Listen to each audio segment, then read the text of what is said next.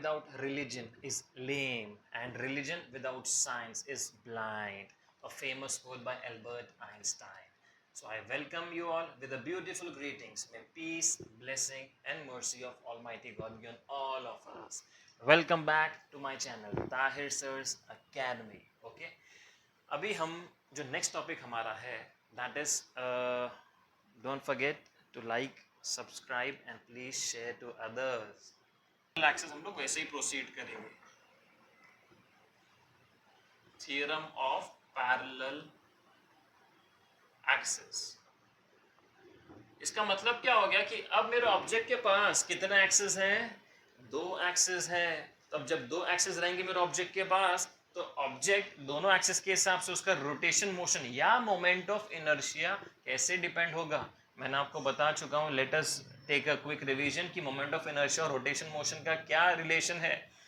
Rotational motion जितना pure होगा, जितना एफर्टलेस होगा, उतना मोमेंट ऑफ इनर्शिया कम रहेगा। जैसे ये पेन का मैंने एग्जांपल बताया था, मैं सेंटर से होल्ड करके इसको रोटेट करता हूं तो इसका मोमेंट ऑफ इनर्शिया एकदम कम, इसलिए एफर्टलेसली रोटेट हो रहा है। एक एंड से पकड़ के करता हूं तो मुझे थोड़े एफर्ट्स लगाने पड़ता है। आप देख सकते हैं रोटेशन मोशन उतना प्योर नहीं है। सो यहाँ पे क्या हो गया, मोमेंट ऑफ इनर्शिया बढ़ गया। जब मैं एक्सेस सेंटर ऑफ मास से जो एक्सेस पास करना था उसको छोड़ के दूसरे पॉइंट से पास करूंगा ना, तो मोमेंट ऑफ इनर्शिया बढ़ जाएगा। तो यहाँ पे वही सेम चीज करते हैं हम कि अभी एक ऑब्जेक्ट लेता हूँ, any random irregular shape object, ठीक है।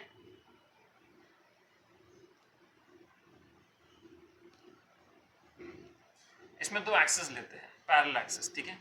एक एक्सेस जो let us imagine somewhere around this centre of mass है, तो एक एक्सेस सेंटर ऑफ मास से पास हो रहा है और एक एक्सेस कोई भी ऑर्डिनरी पॉइंट है वहां से पास हो रहा है, ओके।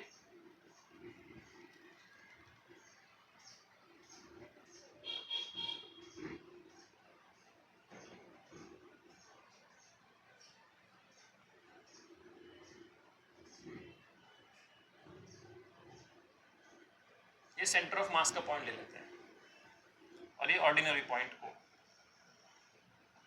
ये जो एक्सेस है, ये जो सेंटर ऑफ मास से पास हुआ है, वो रोटेट सपोज करो ये डायरेक्शन में होगा, तो उसका जो मोमेंट ऑफ इनर्शिया मिलेगा उसको IC से रिप्रेजेंट करेंगे।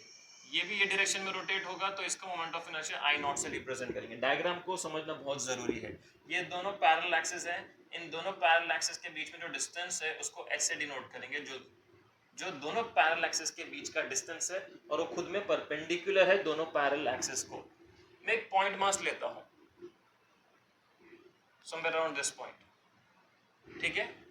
ये पॉइंट मास है, मतलब पूरा ऑब्जेक्ट को कंसीडर करने से अच्छा मैं एक पॉइंट मास लूंगा। वो पॉइंट मास को P से डिनोट करेंगे, उसका मास dm रहेगा। क्यों? बिकॉज पॉइंट मास है, स्मॉल अमाउंट ऑफ मास रहेगा उसके पास, ओके। अब उसको मैं दोनों एक्सेस से ज्वाइन करता हूँ, सेंटर ऑफ मास के एक्सेस से और एक ये एक्सेस, ठीक है। इसको मैंने ज्वाइन कर लिया। यहां से लेके यहां तक का डिस्टेंस को मैं r से रिप्रेजेंट करता हूँ, O से लेके P तक का डिस्टेंस में RO से रिप्रेजेंट करता हूँ। इन दोनों के बीच का डिस्टेंस तो पता चल गया। अब क्या करता हूँ, कंस्ट्रक्शन करता हूँ। I just stretch this point up to a certain distance, ठीक है। ये 90 डिग्री है, परपेंडिकुलरली आई स्ट्रेच, और इसको D से रिप्रेजेंट करता हूँ। स्टेटमेंट क्या थ्योरम ऑफ पैरेलल एक्सेस का, please listen to me very carefully. Statement से इक्वेशन फ्रेम करेंगे, या इक्वेशन याद है तो स्टेटमेंट फ्रेम करो। The moment of inertia of the axis which is passing from any point O, the moment of inertia of the axis which is passing from any point O is equal to the sum of the moment of inertia of the axis passing from the center of mass and the product of its mass and the square of the perpendicular distance between both the parallel axes। ये पूरा statement है। Again I am repeating, book लेके बैठो, pause कर, because statement नहीं लिखूंगा मैं statement dictate कर रहा हूँ, स्लोली डिक्टेट करूंगा, 3 टाइम्स करूंगा। एक टाइम हो गया, 2 बार और करूंगा। ये pause right it down, pause right it down. पहले बार पूरा सुनो, दूसरी बार वापस पूरा सुनो, और तीसरी बार अगर जहां जहां भूल रहे हो पॉज करके खुद से लिखो, जहां जहां भूल रहे हो वो पॉज करके आप देखते रहो, okay. The moment of inertia of the axis passing from any point O is equal to the sum of the moment of inertia of the axis passing from the center of mass and the product of its mass and the square of the perpendicular distance between two parallel axes. ये पूरा statement है.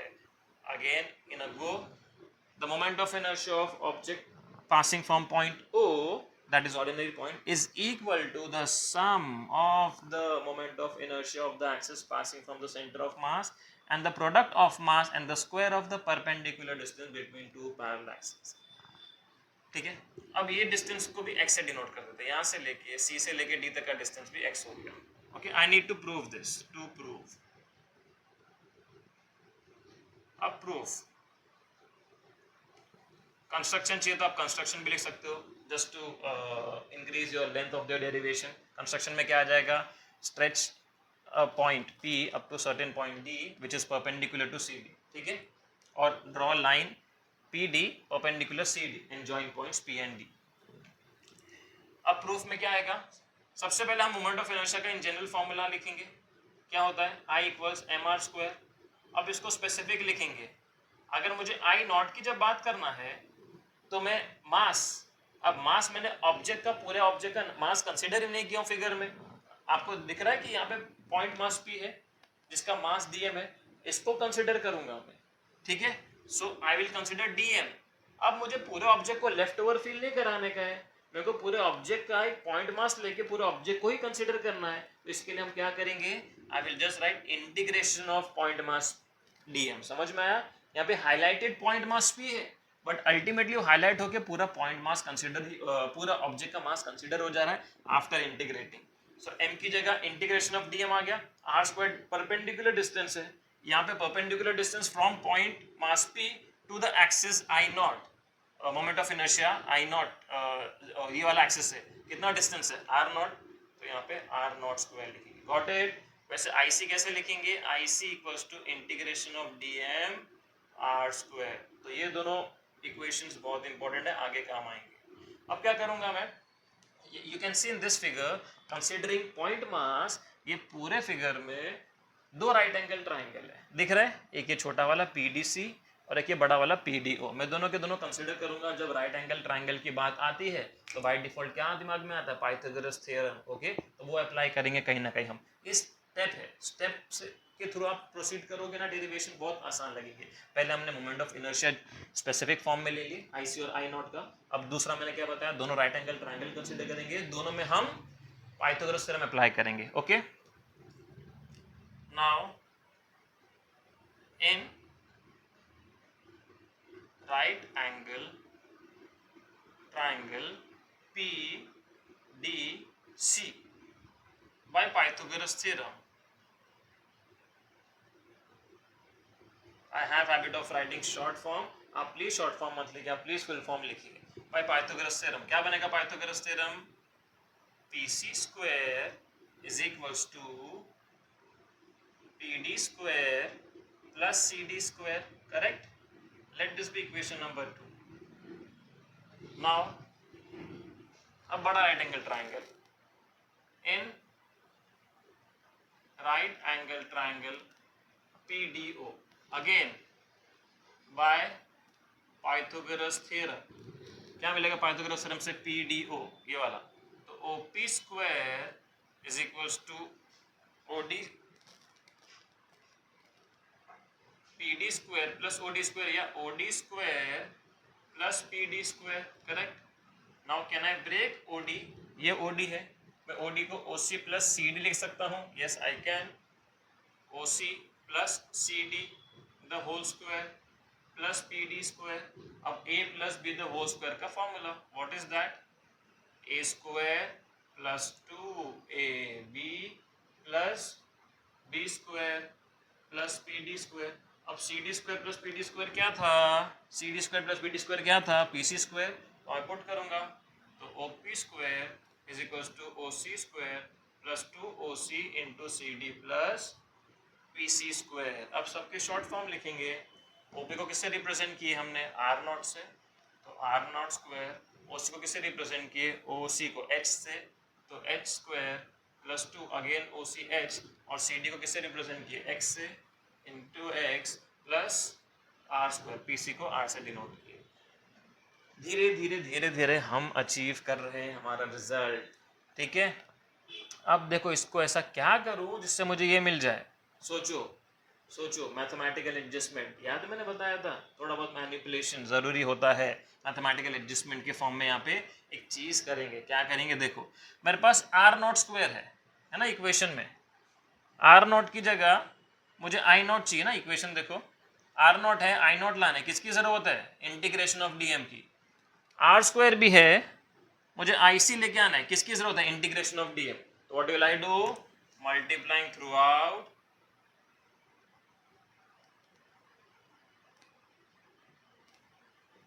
Bye integration of dm. तो क्या हो जाएगा, ये integration of dm r naught square plus is equals to integration of dm h square plus integration of dm 2hx plus integration of dm r square.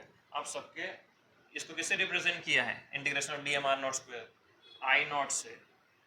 इसमें आप देखो ना, मैं पॉइंट मास पी कहीं पे भी सिलेक्ट करता हूँ, यहाँ पे हो, यहाँ पे हो, यहाँ पे हो, यहाँ पे हो, यहाँ कहीं पे भी हो, क्या ये h चेंज हो रहा है क्या, नहीं ना, h तो फिक्स होगा। h क्या है, distance between two parallel axis. Axis में पॉइंट मास शिफ्ट कर सकता हूँ, पॉइंट मास को वेरी कर सकता हूँ, पॉइंट मास को डिफरेंट ले सकता हूँ, ठीक है, दूसरी जगह पे।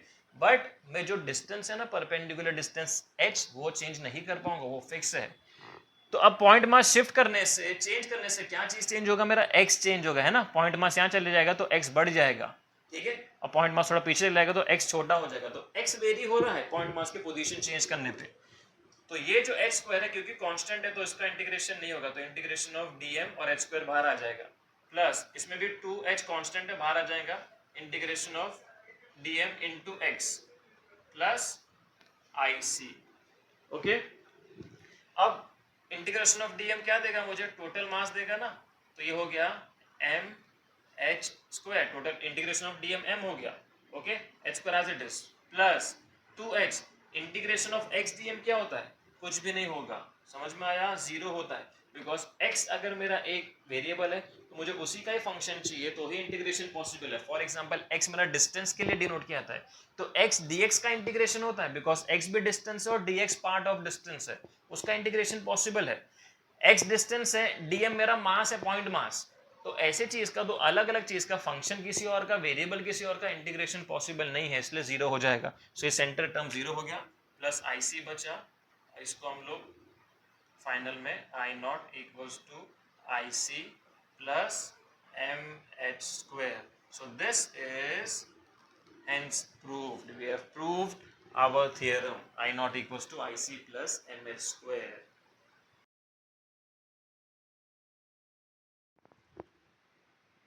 Next topic is theorem of perpendicular axis.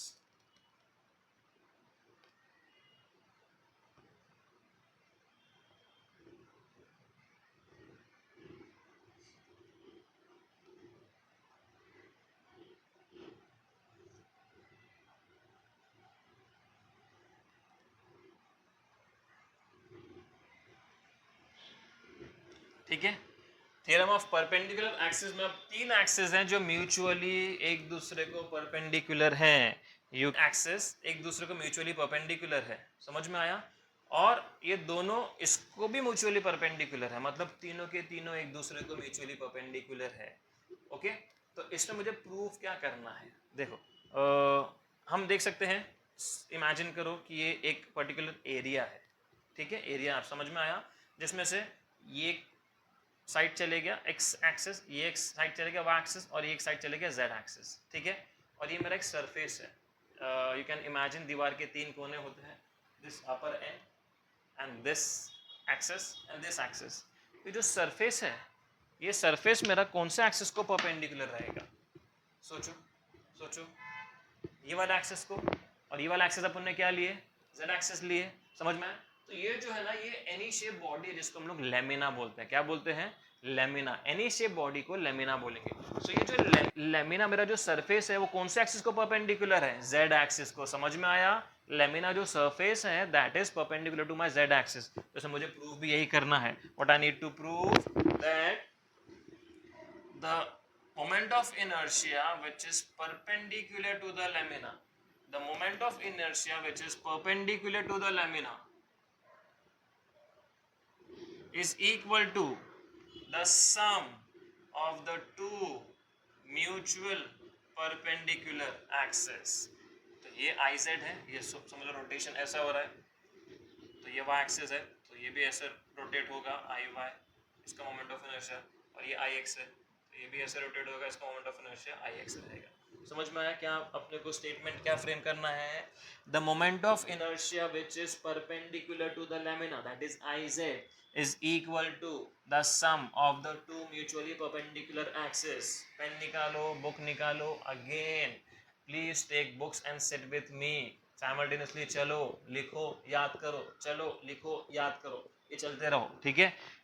The moment of inertia of a body the moment of inertia which is perpendicular to the lamina is equals to the sum of the two mutually perpendicular axes. Approach इसमें same रखेंगे. वहाँ पे हमने एक point mass consider किया, यहाँ भी एक पॉइंट मास P कंसीडर करूंगा, जिसका मास क्या रहेगा? Again same dm. अब इसको क्या करूंगा? तीनों एक्सिस से जोड़ दूंगा. z एक्सिस से जोड़ दिया, x एक्सिस से जोड़ दिया, और इवन y एक्सिस से भी जोड़ दिया, ठीक है? थोड़ा इसकी लेंथ बढ़ा देता हूँ, और y एक्सिस से भी जोड़ दिया मैंने. समझ में आया? तो ये फिगर बन गया ना पैरेललोग्राम.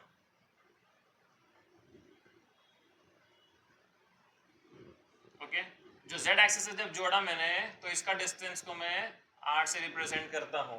अब ये पूरा x एक्सिस है, तो ये उसका हिस्सा होगा, स्मॉल x से रिप्रेजेंट करूंगा, क्योंकि ये पैरेललोग्राम का शेप दे रहा है, तो opposite sides are equal and parallel, तो इसको भी x से रिप्रेजेंट करेंगे. ये y एक्सिस है, तो इसको स्मॉल y से डिनोट करेंगे, तो ये भी स्मॉल y बनेगा. समझ में आया सबको? ठीक है. अब यहाँ पे एक चीज ध्यान में रखने की है, जो x एक्सिस है उसका जो मोमेंट ऑफ इनर्शिया है, उसका डिस्टेंस पॉइंट मास P से कितना डिस्टेंस पे है?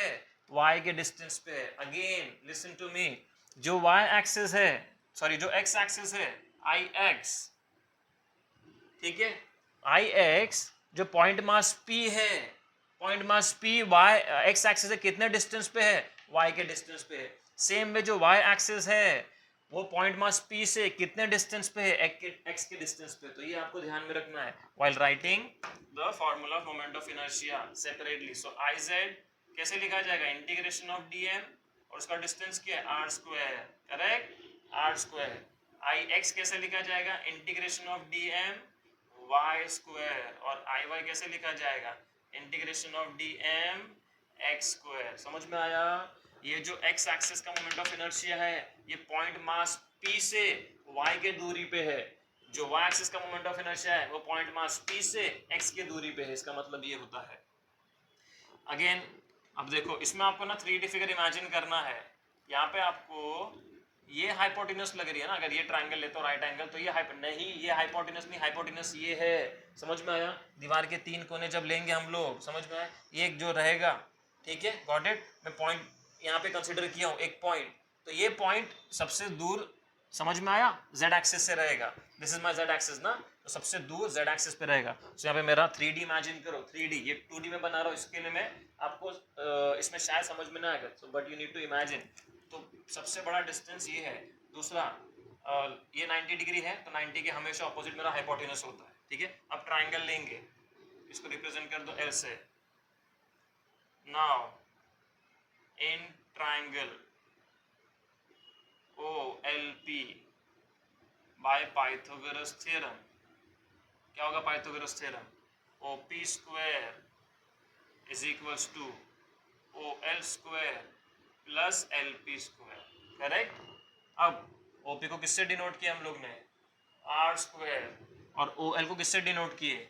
X स्क्वायर प्लस, और LP को किससे डिनोट किए? Y square. समझ में आया? आपके सामने फिगर है, सब चीज़ हम फिगर के हिसाब से कर रहे हैं. This is very easy topic, इसके लिए मैं एकदम डिटेल में नहीं समझा रहा हूँ हर एक इक्वेशन. अब कहीं ना कहीं R मेरे पास है, R स्क्वायर है, Y स्क्वायर है, X स्क्वायर है, कमी किसकी है? इसकी कमी है, तब जाके मुझे ये मिलेगा. अभी सेम चीज करेंगे, multiplying through out by integration of dm. तो integration of dm R square equals to integration of D M X square plus integration of D M Y square. Integration of D M R square क्या देगा मुझे, I Z देगा ना, तो I Z is equals to integration of D M X square क्या देगा, I Y देगा, और ये क्या देगा, I X. So easy, hence prove.